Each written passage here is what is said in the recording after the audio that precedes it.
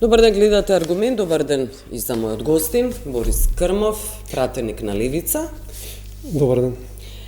Добро, јас веќе најавив во вестите и сега говориме прво за судењето, за трагедијата во Кочани и фактот, забелешката, сега и на адвокатите, на обвинетите, претходно експертската јавност, медиумите, говореа дека актуелни функционери практично нема на обвинителна клупа. И тоа е главната забелешка и главниот проблем, колку селективната правда повторно царува во оваа земја. Да, јас читав по порталите, нели сега судењето тече, па има излагање има адвокатите на одбраната и нели тука мислам дека беа за двајца од поранешните министри за економија, потоа за некој од вработените таму во Министерство за економија. За Крешник Бектеши конкретно беше дека не ставил подпис, него бил факсимил. Ја не знам, мене тоа ми изгледа исто. Валјон Сарачини мислам дека беше подпишала на погрешна адреса, регуларната гилотина ги сменила правилата, он прво одбил да подпише, па после подпишал, значи веќе немало потреба од Државен инспекторат да ги провери документите, него само собственикот гарантира и така натаму. Таа главна критика останува. Сега на 9 пред 2 дена ја имавме таа представка од Сдруженијето на родителите 16 март 2025, нели, од која што се разгледуваше на постојаната анкетна комисија каде председателот е Димитар Апасиев, и тоа беше всушност фактички главната критика. Значи ние главните луѓе посебно за МВР, јас колку што можев да најдам податоци, во моментот 13 имаме обвинети во од Министерството на внатрешни работи, као истрага има за уште 13. Сите тие се втор трет ешалон надолу. Значи ги немаме раководителите, значи на СВР Штип, на ОВР Штип, на БЈБ, ги немаме раководителите во ОВР Кочани за економски криминал, а потоа сменоводителите не се обвинети од тој ден, што значи за жал останува таа една дамка на оваа истрага, дека тенденциозно истрагата е поместена, значи пред доаѓањето на ВМРО на власт. Нивните кадри воглавном, не сите, но воглавном се изоставени од истрагата. Истрагата уште не е готова за УЈП, мислам, и за МВР, па ќе видиме, можеби некои од тие луѓе ќе се најдат на обвинителна клупа. Да, таа се уште е отворена, тоа се објаснувањата. Моралната одговорност не постои во оваа држава, никогаш и не постоела. Но во ваква трагедија како што беше Кочани, ниту еден висок функционер не свати што значи морална одговорност. Тоа не значи кривична. Политичка, потоа доаѓа и политичка, се разбира. Таа морална повлекува и политичка. Но важноста да се почувствува морална одговорност е заборавена. Јас, се согласувам, јас не паметам од 91 навака на сите несреќи, пропусти на системот кои што се случувале, некој функционер да поднел оставка, и баш на емисијата вчера што вие ја водевте, го гледав колегата Малише од ВМРО-ДПМН, кој што... Станковиќ. Станковиќ, кој што интересно викаше дека треба да се утврди прво дали има морална одговорност. Значи, морална одговорност или чувствуваш или не чувствуваш. Дури, значи ти, ако си поставен, ако си министер, ако раководиш некој, нели, одел, инспекција и така натаму, значи ти, како може да се утврди морална одговорност? Ти, ако на твоја смена се случи ваква незамислива несреќа со 63 мртви, над 200 повредени, значи ти по дефолт треба да си поднесеш оставка. Имавме, нели, сличен случај во Романија, кај што дури премиерот си поднесе оставка. Значи нема тука да се утврдува... Во дискотеката во Романија. Да, во дискотеката во Романија. А ние тука не можеме да добиеме ни на пониските ешалони. Сега треба да утврдиме, значи не е тоа грешка треба да се утврди, тоа е друг вид на одговорност. Така, ако ние утврдиме некаде дека имало грешка низ постапување, се прекршиле закони, прописи и така натаму, тоа може да биде кривична одговорност, но морална, дури и се ти да не си крив никако на друг начин кривично ништо, тоа едноставно случило за време на твојата смена. Но тој... Значи, ти си тој најодговорниот и едноставно треба да се заменеш, значи ние очигледно тоа апсолутно го немаме кај нас. Тие функционери го граделе системот, тоа не го разбираат македонските политичари. И тоа беше одлично објаснување на словенечкиот премиер Голаб, дека самиот систем бил произведен од двајцата министри кои мораа да поднесат оставка. Не беше заради морална одговорност за убиството во Словенија. Значи немаш како сега да ВМРО да помине не е прв пат на власт. Не може да се вадат еве на година и пол на власт или година дена колку беа ако се случи несреќата, че тој систем од 91 апсолутно е создаван и од нив. Што значи не може никако да се иземат, ние требаше да имаме еден подруг начин на однесување на водење политика, така нели дојде нова гарнитура на власт, да само после 7 години падна на власт. За жал ние гледаме дека се продолжува по старо. И доволна е една година владење, година... И повеќе, година и пол, да. Година или година и пол. Ама викаме, еве, дури и тоа да им го земеме, еве, и дури и порано да им се случише, значи, они се 50% од времето на власт од 91 навак. Добро, истите луѓе не биле, се разбира, да, така не може да се гледа, политичка гарнитура, но доволно е што во моментот... Тој начин на владење продолжува. Да, во моментот биле на власт. Да. И тоа повеќе од една година. Околу за вчерашното обраќање на родителите, тие потресни сведоштва на родителите на загинатите млади луѓе пред собранието, се создаде политички хаос, сушност. Јас, како да ви кажам, јас обично не сакам да морализирам, јас бев страшно изненаден од, како да речем, од буквално испадот на нашата колешка Иванка Василевска, со која што таа очигледно не беше тоа намерата, го навлече овој гневот на родителите и ја политизираше целата работа без потреба. Ја мислам дека целата работа многу по-мирно ќе поминеше. Тие луѓе дојдоа тука да конечно нивниот глас да биде слушнат. И мислам дека и тука една од битните работи каде што ни колешката, ни колегите од ВМРО да помине, не сватил ствари зошто се родителите дојдени тука, не за да бараме паузи или ние нешто тука меѓу себе да се караме, туку тие се дојдени да се чуе нивниот глас. За нивна жал не успеа нели обидот да се политизира целата ситуација, но само го навлекоа гневот на родителите, ја мислам и им ја ги вознемирија, им ја зголемија болката непотребно, целиот тој стрес кој што тие секојдневно го живеат. Да, не може да се избегнат тие политички проблеми. Децениски мајка на жртва во Кочанската трагедија, и постојано го поставувам ова прашање после тоа обраќање, се пожали дека ниту владата, ниту премиерот и по еден месец по изборите не дале одговор на барањето на 16 март Сдруженијето за институционална еднократна помош. Не знам, за мене беше исто неразбирливо кој е проблемот? Објаснувањето. Да.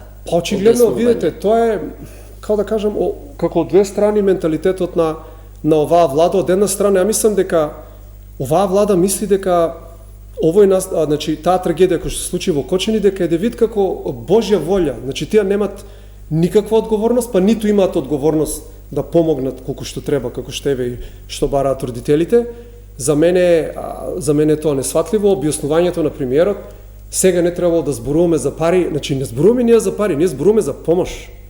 Зборуваме за помош, неопходна помош на семејствата. Голем дел од тие семејства, има некои семејства кои што имаат еден член изгубено, а да речеме друго дете кој што е со 50, 60, 70% изгореници, че они продолжуваат да живеат во тој со таа болка, во тој хаос. Да. И сега голем дел, мислам, јас имав минатиот пат зборував за тој во парламентот, значи имаш голем дел родителите кои што или дадоа или си имаат дадено откази, или имаат изгубена работа затоа што се грижат за децата кои што им се дома, и сега тие бараат само помош, значи не се тоа пари за пари, тоа е помош. И излегува премиерот и вика, ај сега да не зборуваме за пари, било некоректно да се зборува за пари, да сме зборувале сега празниците иделе за убави работи.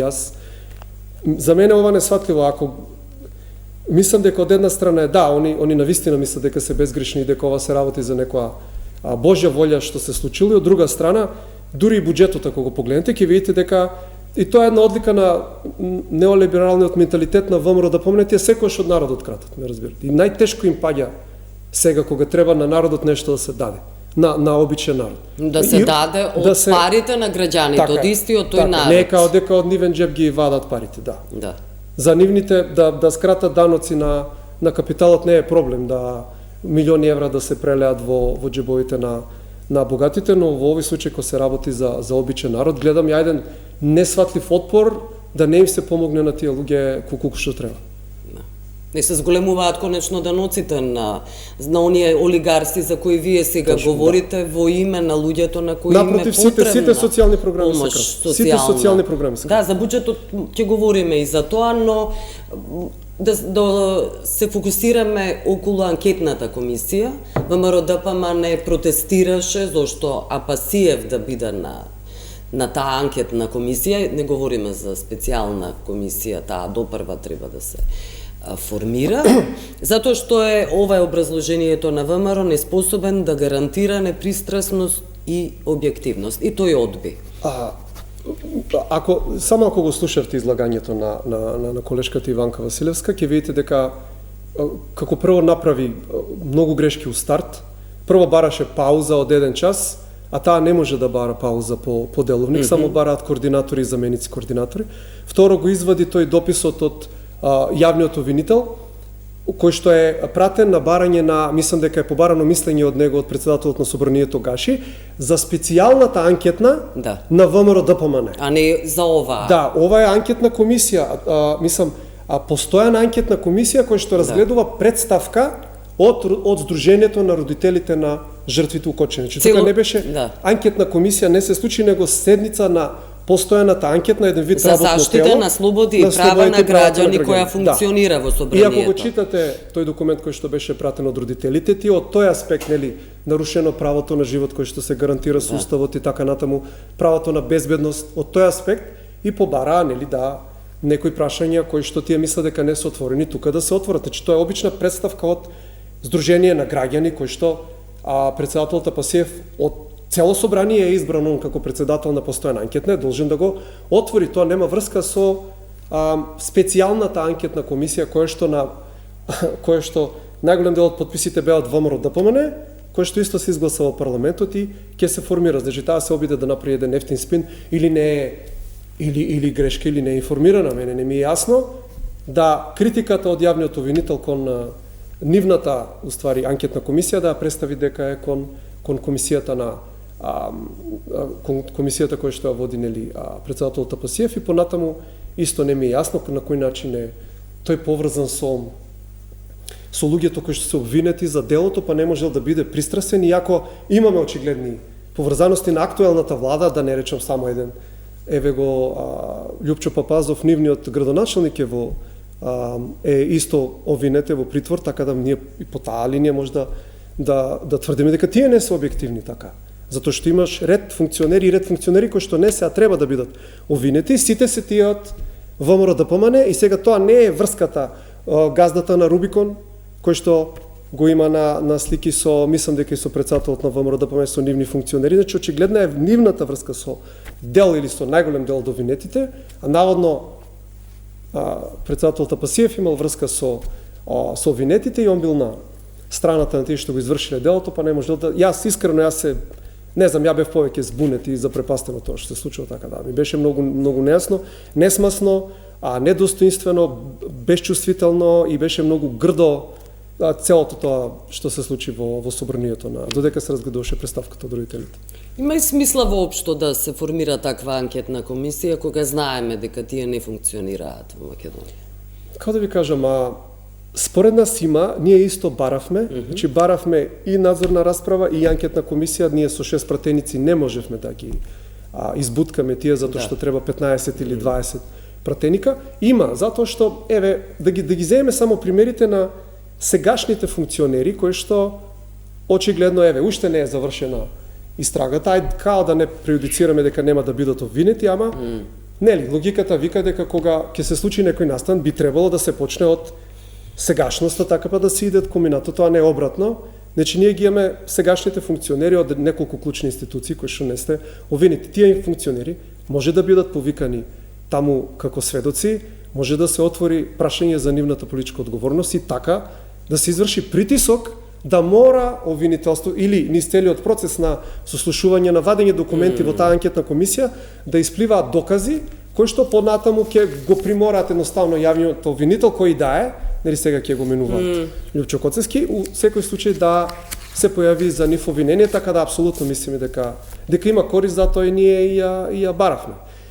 Ова судство со 2% нели рейтинг, мислам дека еден случај нема, дури и тие другите 3 случаи кои што се ставени нели Ласкарци, Бесатранс и модуларната, мислам дека ни тие судења не поминаа без дамки, така да апсолутно потребни се вакви процеси, небитно што има мнозинство власта секаде од сите тела во собранието, дали постојани или наменски формирани, има мнозинство власта, ќе има мнозинство за заклучоците, нели, ќе се усвојат некои поблаги заклучоци секако, ама во текот на процесот така како ние имаме право, апсолутно имаме право да викнеме кого сакаме како сведоци, да отвараме прашања, документи да вадиме и така натаму, за да се изврши притисок да биде правдата што по праведна фактички. Да.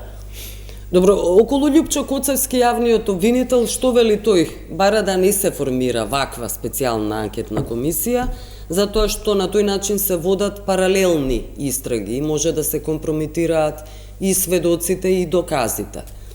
Па јас, пак ќе кажам, не се согласувам, ние да имавме некој здрав правосуден систем, можеби, но во секој случај не, баш кај што тие... Добро, на Запад вакви комисии и анкетни се нормални. Нонстоп има. Хиеринг постојано има. Нормално не се ингеренциите на анкетната комисија да затвара или да покренува обвинение, туку да утврдува политичка одговорност. Така да различни се ингеренциите од јавното обвинителство и апсолутно не мислам дека ќе му направи проблеми, напротив дека може да само да надополни. Фактички да. Тоа што можеби ќе фали во истрагата од јавното обвинителство. Што велите околу несогласувањата на СДСМ, специјална анкетна комисија, тие инсистираа да има закочани, додека власта нормално и ве споменавте сите несреќи да бидат вметнати во таа анкетна комисија, нема ли да се разблажи процесот практично закочани? Тоа баш сакав тоа да го потенцирам, не е проблем да имаме за сите тие 4 случаи. Треба да поставиме едно прашање, зошто на ВМРО да помане не му текна порано. Може да речат од прв момент кога дојдоа на власт, може да речат од времето на СДСМ, не беа тие процеси како што треба изведени. Ајде еве сега една анкетна за Ласкарци, една за Бесатранс, една за модуларната, па потоа нели кога ни се случува оваа несреќа, еве ќе имаме и за оваа. Добро, можеби лекцијата ќе беше научена низ таа анкетна комисија и Кочанската трагедија немаше да се случи. Сега во ситуација кога нели нормално дека актуелно кочени, тие, јас колку што знам, во најголем дел и тие судски процеси и се завршени или не целосно, ама во најголем дел. Сега на овој, знаете како, на пример, кога беше за онкологија имавме анкетна, по мои некои информации, негде 20.000 страници документи поминаа само за тој случај. И сега, ајде да предпоставиме дека сличен број на документи ќе поминат само за Кочанската трагедија, ние тука имаме уште 3 трагедии, да буквално бидеме затрупани со работа, јас така мислам, за да не можеме да дојдеме ни до целосната вистина за Кочани, буквално ќе се... Ниту решенија да бидат... Требаше да има 4 анкетни, ние апсолутно немаме проблем како политичка партија Левица, требаше да има 4 анкетни, ние сите 4 анкетни ќе ги поддржавме. Намерно се групирани за да може што повеќе да се анулира, како да кажам, да едноставно да немаме време ние сите работи да ги согледаме од Кочани, но ние како опозиција, бидејќи ќе бидеме внатре во таа анкетна комисија, конкретно ја ќе бидам член од политичка партија Левица, нема шанси тоа да го дозволиме. Добро. Околу хистеријата со мигрантите. Дали вие стравувате од мигранти? Дали се плашите? Како да ви кажам, ние како Република Македонија сме еден вид на опашката на светот. На Европа и на светот. Но папокот на светот, посебно економски и за жал постои една тенденција да голем дел од проблемите кои што се јавуваат во високо развиените европски држави конкретно, да се дампинг онака, да се стават, да се извезуваат практично кај нас. Например, да не излезе дека луѓето ги споредом, например, многу често тоа се случува и со извоз на ѓубре и секакви други проблеми, се бараат вакви земји како Македонија, дел од Европа географски, но не дел од ЕУ, на нив им е многу полесно, наместо тие да си ги решават во атлантичните држави, да ги праќаат кај нас. Значи, Македонија никако не е одговорна за... Македонија нема бомбардирано никого, Македонија нема учествувано во овие империалистички војни во последниве 10 на 20 години, посебно во Блискиот Исток и во Африка, од каде што најголем дел од мигрантите доаѓаат, и ние едноставно, и од хуман аспект да сакаме сите да ги прифатиме, ние едноставно не можеме. Значи, тој кој што го предизвикал тој проблем да сега имаме илјадници, чамци, бродови да пловат кон Западна Европа за подобар живот, затоа што матичните држави им се растурени, тие држави така се 10, 20, 30, 100 пати побогати од нас, одговорноста секако паѓа на нив. И понатаму, дали ние веруваме дека од тие, нели секако, било кој народ, не се сите исто образовани, не се сите со исто поведение, во секој народ ќе најдеме луѓе кои што се бават со криминал и така натаму, дали ние веруваме дека тие луѓе кои што би били испратени од Велика Британија тука би били инженери, географи, значи зборам луѓе кои што се со високо образование, јас се сомневам дека углавном тие луѓе кои што они не можат да ги интегрираат и кои што се проблематични би ги праќале тука. Така да од тие два аспекти ние сме против, инаку од хуманистички аспект апсолутно треба на секој човек да му се помогне, ама треба да има и хиерархија у тоа помагање, треба прво одговорните држави, тие што се најбогати тие, па после ние некако да не испаднеме ние тука како... Нели, слично и како со кризата во Косово, која беше бомбардирањето на Југославија, најголемиот терет го зема Македонија и после како награда доби војнама, тоа е нели друга тема. Мене што ми е интересно е тоа дека првично дојдоа од одредени таблоиди, од весници од Обединетото кралство, муабити дека ова е точно, мислам дека и изјави беа дадени од нивни функционери, за сега да се негира. Мене ми е малку симптоматично тоа што од страна на ВМРО ДПМН се негира, користејќи го зборот нелегални, нелегални. Што јас мислам дека ако нели го имаме тој фамозен договор за пријателство со Обединетото кралство, кој што со две реченици го усвоивме со Брнито, ние ништо не знаеме. Знаеме од прилика парите колку се, не знаеме никако ни кои се условите. Друго што знаеме дека не можеме пред меѓународен суд, ни пред домашен, ни пред меѓународен да излеземе ако случајно имаме проблеми низ. Да. Низ целиот тој договор.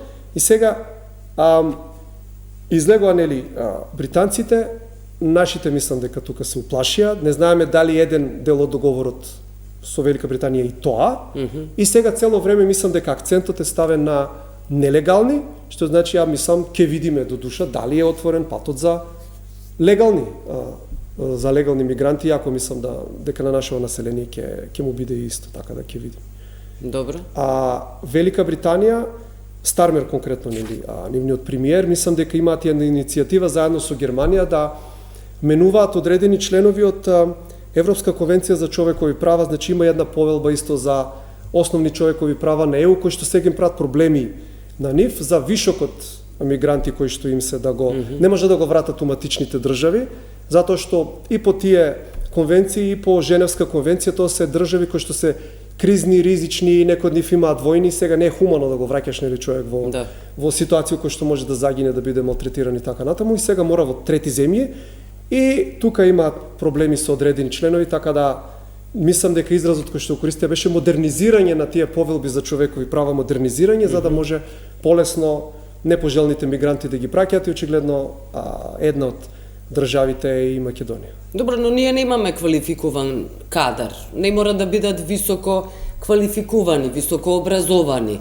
Ние генерално кубуриме благодарејќи нели на мигрантската криза која другите земји имаат, побогатите. Да.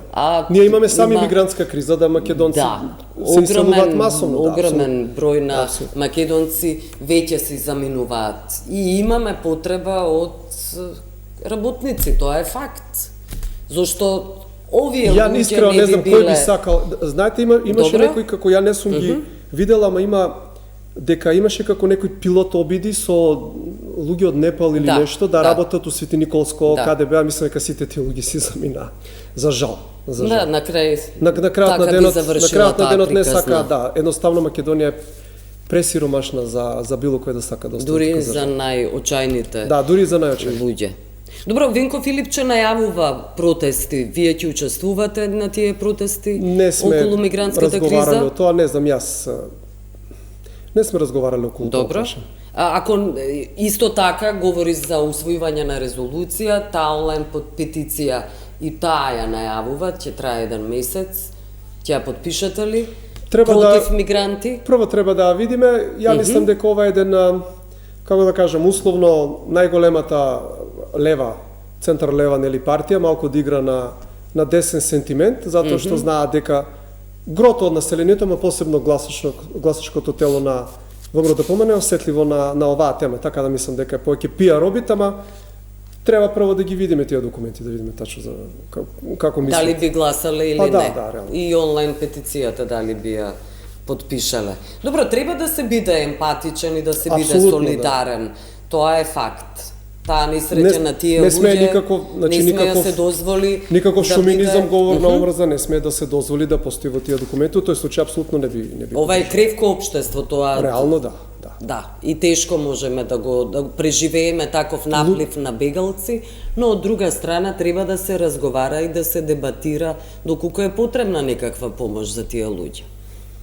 Да, но пак ќе кажам, помош би требало прво и основно нели од да стигне од западноевропските држави, едно како причинители, второ како нели тие се најголеми пропагатори на западни вредности, Да. така наречени западни вредности, ево име Ова е шансата апсолутно да ги ставени се на покажат тест, и- да, апсолутно. Да.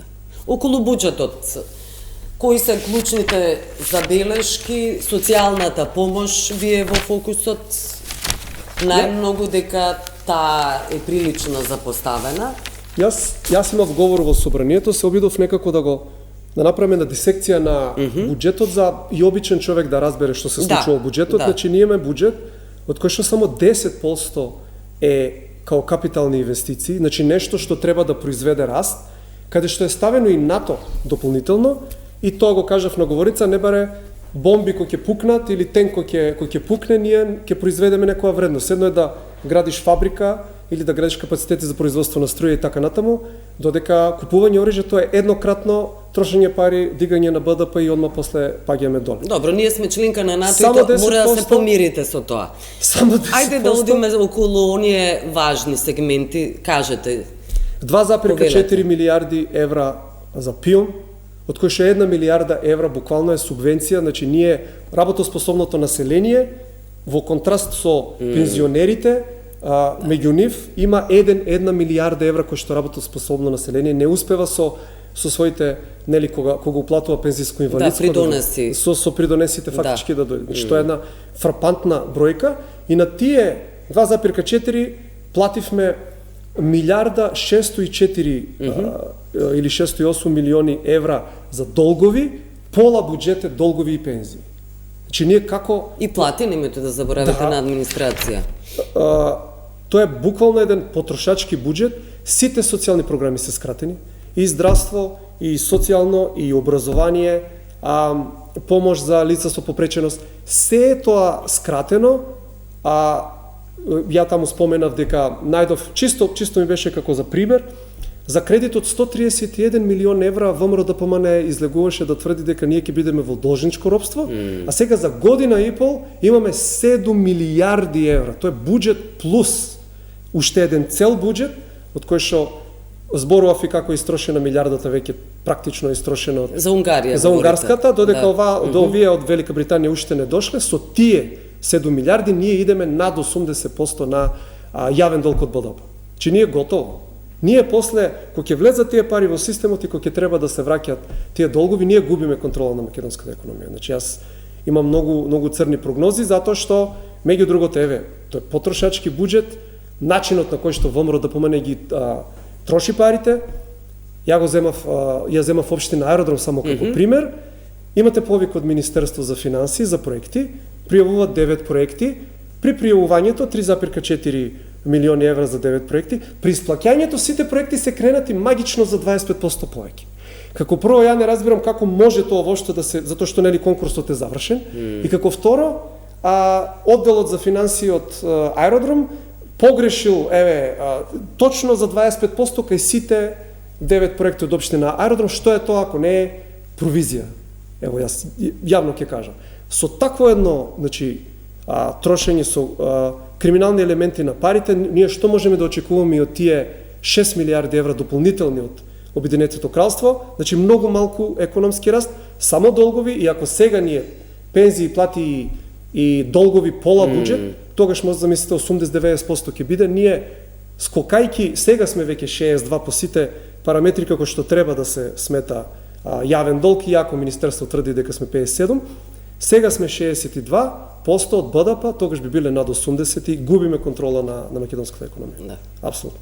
На крај сме благодарам што бивте гостин. Благодарам на вас. Благодарам што не гледавте. Пријатно.